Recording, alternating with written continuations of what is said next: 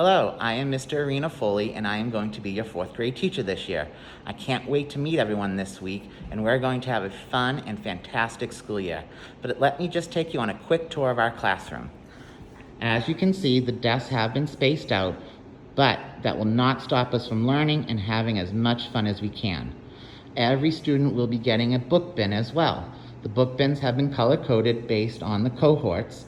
In each book bin will be your math and ELA textbooks, a clipboard, and a whiteboard. As you can see, things are still a work in progress here. I am in the process of putting together materials for your cubbies.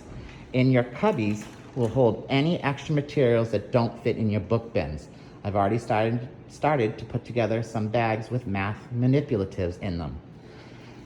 The classroom Chromebooks will be placed over on the side of the room. Each student will be using the same Chromebook for the 2 days that they are in school. They will then be cleaned, and then the next cohort will use the same Chromebooks for their 2 days.